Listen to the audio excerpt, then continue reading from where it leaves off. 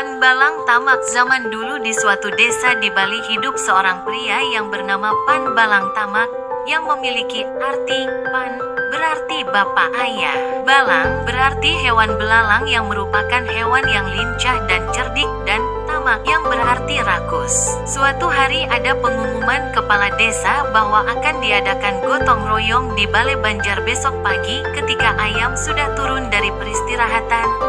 Jika tidak ikut akan kenakan denda. Keesokan harinya saat pagi ayam sudah turun dari tempat tidurnya, semua orang sudah bergotong royong. Tetapi hingga siang Panbalang Tamak menunggu ayamnya turun. Sampai kepala desa mendatangi Panbalang Tamak di rumahnya dan bertanya, "Mengapa kamu tidak hadir gotong royong? Sekarang kamu akan kena denda." Lalu Panbalang Tamak menjawab, "Karena menurut pengumuman, semua bergotong royong ketika ayam sudah turun dari peristirahatan. Tetapi ayam saya baru turun siang ini. Saya menunggu ayam betina saya yang sedang mengeram telur. Itulah mengapa saya tidak ikut gotong royong." Beberapa hari kemudian ada pengumuman lagi. Semua akan mengikuti rapat di balai desa.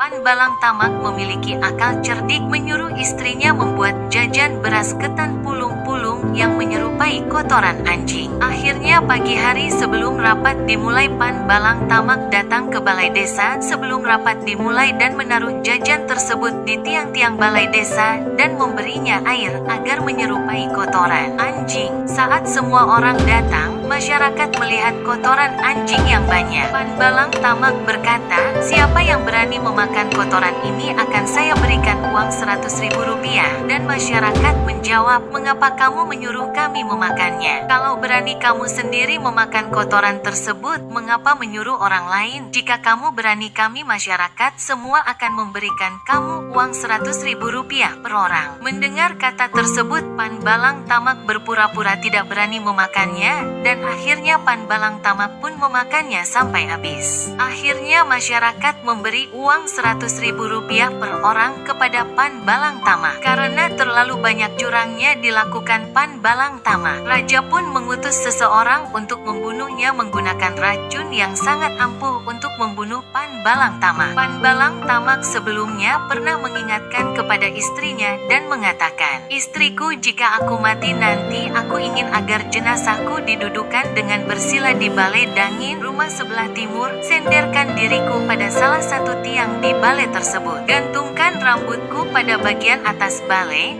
lalu carikan seekor tamu lilingan, sejenis serangga, dan letakkan di samping jenazahku selama 1 hari. Sedangkan harta kita diletakkan di balai delot, rumah bagian selatan.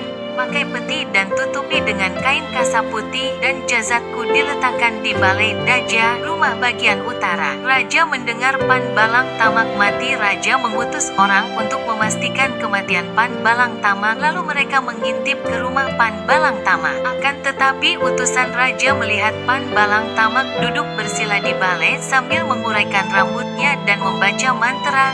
Nyanyian agama yang sebenarnya hanyalah jenazah dan tamu lilingan, sejenis serangga, yang ada. Karena utusan melihat hal tersebut lalu mengatakan kepada sang raja bahwa racun tersebut tidak ampuh. Karena raja tidak percaya kepada utusan, akhirnya raja pun mencoba menelan racun tersebut. Raja yang semula ingin membunuh Panbalang Tamak, akhirnya raja pun mati bersama racun miliknya. Setelah beberapa hari, jenazah Panbalang Tamak dipindahkan oleh istrinya ke tempat yang diperintahkan dahulu, yaitu balai daja, rumah bagian utara, dan hartanya diletakkan di balai delot, rumah bagian selatan.